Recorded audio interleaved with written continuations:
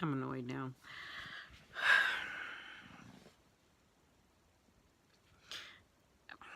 I can't talk anymore. It's okay. So I had to cut off the last thing I was saying. I don't even remember what I was saying because somebody decided to interrupt. But anyway. Okay.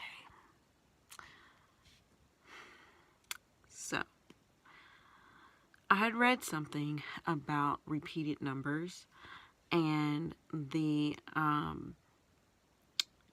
there's like theories about the spiritual world and divination, and I don't really believe I'm gonna go that far into it, but there is something to it.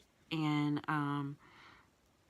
I was watching a YouTube video and these women were talking about the significance of these numbers, and I had actually read things too about your angels, guardian angels trying to send you signs and things like that. And so it just started intriguing me even more because I kept seeing these numbers. So so when I watched the video, they were saying that, let's see, okay, so 111, or it don't have to be three, but it can be three or more succession of ones. And I think they were saying that ones, that was actually like, it's very positive.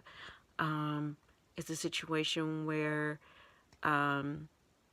it's like new beginnings. You're starting afresh, and something new is going to occur, whether it's a career or relationship or something new. Just they're saying it's like a really positive thing. And I know I see 1111 and 111 a lot, so it's like interesting, you know.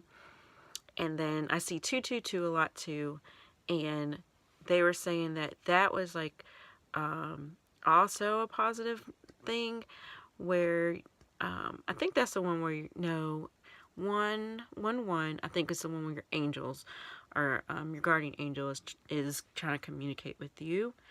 And then I think 222 is the one where you should take chances, where if this is the time where you want to start a new business venture or a new relationship, things like that. Like, that's a positive thing.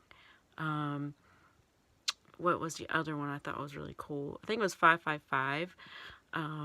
They were saying that that was also like, that was like a magical number.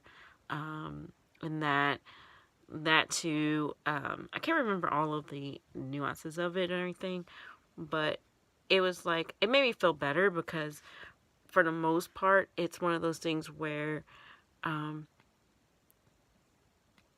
know that I do believe in guardian angels and things and angels because I've had experiences as a young girl with angels and things like that, and I might talk about it one day.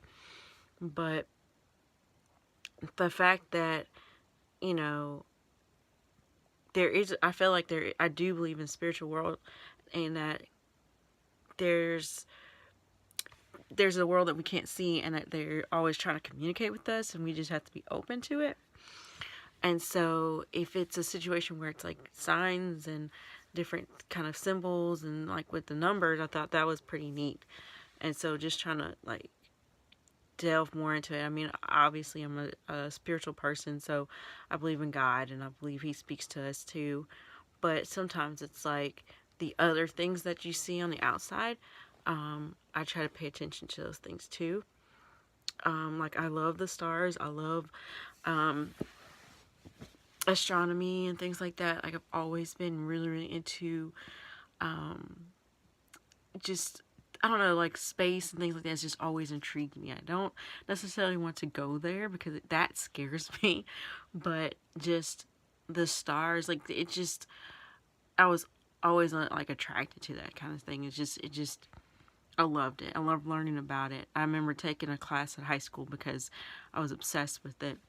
And so, but yeah, like with astronomy and everything, the stars, and I'm obsessed with nature and, you know, looking at things, finding finding God, I guess, in nature too.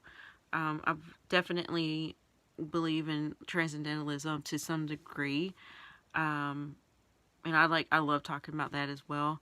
I'm a huge fan of Emerson and Thoreau and their beliefs of finding God in nature, and that's like a whole nother story for you. But um, I know, going back to talking about angels, I believe that I know that I have guardian angel because I was reading this lady's book, and she's seen angels since she was like a child, like a baby or something like that. She was saying she didn't realize they were angels because she's always saw them. She thought they were like family members. She never even thought any different until they told her, "Hey, nobody else can see us but you, and don't say anything because you they will put you," because she was from Ireland, so if they assumed that you were like special, or you had special needs, they would put you in a home or somewhere away from your family. Like, they would put you away.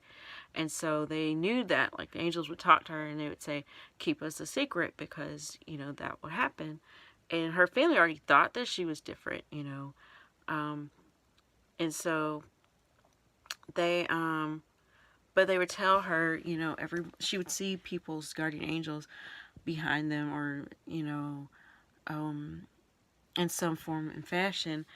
And it's Lorna Byrne, if you're into that kind of stuff. She's had a couple of different books I've read. Angels in My Hair, I think, is like her most popular one, but and then she does interviews too, and she's so interesting. She's like illiterate too, like she has dyslexia, not illiterate, I'm sorry, she's got dyslexia, and she's written these books, and with the help from, she say her angels, and you can tell there's some, things there that are, show her dyslexia and everything, and it just, I don't know, it was just interesting, her experience. She has had an incredible life, and a sad one too, but going back to what she says that everybody has guardian angels regardless if you believe in them or not, is what she said. You don't have to be religious or not. Even like the worst person on earth, they have one, which is, I always was like weird. But she said that if you're unsure that you have one, you can talk to your guardian angel and just say, show me a sign that you exist of some sort. And even if you say, okay, well, show me, like, if I see a succession of like butterflies or things like that, just in random times or whatever, like, a lot of times you really believe it, like, that'll happen. So for me, I've always been obsessed with rainbows. Like, that's just been something that I've been obsessed with, and I've loved them since I was a kid, and I've always had dreams about them, and it's just like just really interesting for me. But in the past month or two, it's like I have seen, I would say, like, on a weekly basis, not last week, or no, I saw one last week. Yeah, I saw one last week. But the crazy thing is, in the last 2 months, I've seen a rainbow like at least once every week. And the craziest thing would be, there wouldn't be any rain or anything like that. It would just be a rainbow in the sky.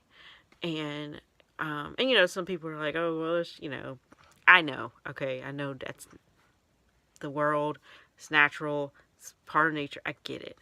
But the fact that I would say I'm having a bad day, and, guardian angel, if you really exist, show me a rainbow. And then, lo and behold, like, it'd be so weird if you're driving and I'd see one. And so that's, you can believe me or not believe me, but to each his own. But I really believe that. And so, so when she said that, I was like, wow, like, that's really neat. And I think that, and I've had dreams with angels in it, and I can talk about that stuff forever, and I don't want to stay here for too long, but I'll talk about that too. But I guess what I'm going to say is this: seeing the numbers, seeing the rainbows, it's almost like, okay, God, you are trying to show me that it's going to be okay. In essence, in the Bible, the rainbow represented a promise from God, And so every time you see that, there's a promise. And if God's promised you something, it's like a reminder that, like, don't forget. And I know that He's promised me, that my steps will be ordered, and that His plans for me, Jeremiah 29:11. I got my Bible verse today. Is basically, I know the plans that I have prepared for you, and plans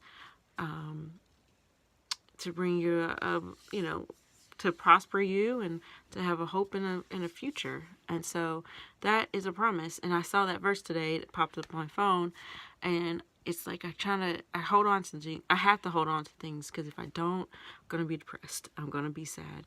And I don't like being sad and depressed. And so, and I already take medication for anxiety and depression. So it's like,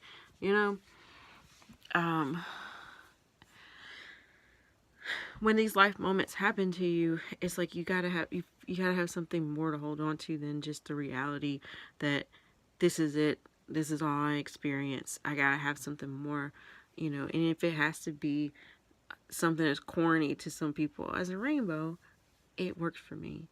If it's as corny as seeing a succession of numbers and knowing that that's a sign of something good that's going to happen in the future, I'm going to hold on to that. Because sometimes you need those things in order to just make it there today. And so, yeah. And I don't want to talk too much on here, but that's pretty much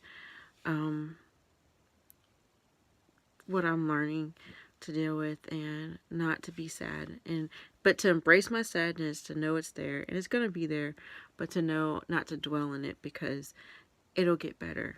And so, and I believe that, and again, it could always be worse. So I'm going to end it. And so to know that even though I'm fearful, I know that I really don't have much to be afraid of. It'll work out somehow. And talking it out really is helping me deal.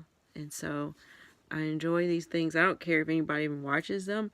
It's just, it helps me, because I always go back and watch it, and I'm just like, okay, that's how I felt that day. Hopefully I'll be better tomorrow. And, or the other day was a good day. And so hopefully it does help somebody. But I know it is helping me to do this. And that's all I have for today. See you next time.